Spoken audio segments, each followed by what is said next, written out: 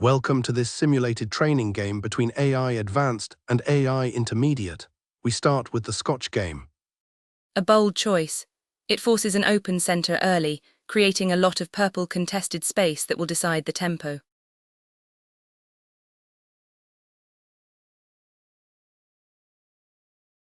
White pushes d4. Wait, he's just sacrificed the knight. A sharp start. He's buying tempo and central control with a bit of material. The aggression continues. He's given up the knight on c6 and now the queen on d8. Absolute carnage. He's not looking for a tactical skirmish, he's systematically stripping black's defences bare. White develops the bishop to g5, while the black king is forced to retreat.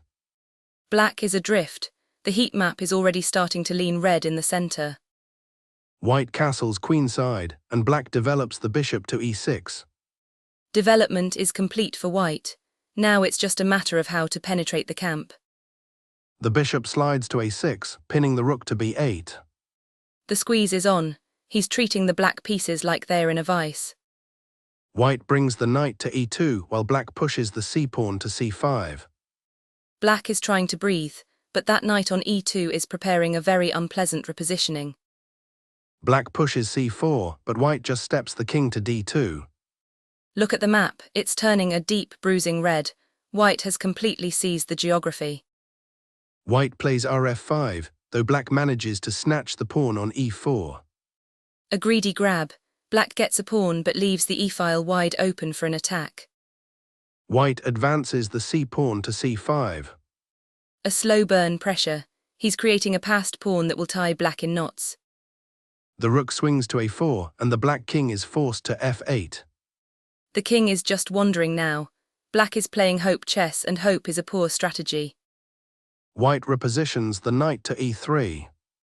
A monster of a piece. From e3 that knight controls everything. A stunning bishop sacrifice on e5. Brilliant, he's flipped the dominance of the board to red in a single move. Wait, he's giving up the rook on c4 too.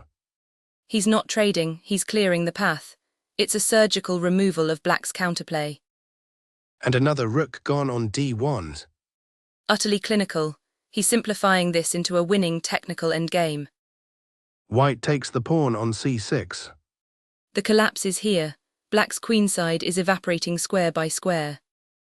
White's king moves to f2, and black tries a desperate push with g5. A futile gesture. White's king is perfectly placed to ignore it. The c-pawn is marching forward to c6. It's a runaway train.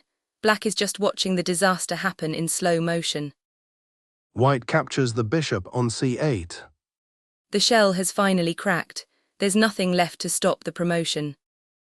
And there it is, promotion to a queen on c8. Game over. The material advantage is now simply overwhelming. The rook checks on f7, forcing the king to g8. Just tidying up the edges now, the mating net is closed.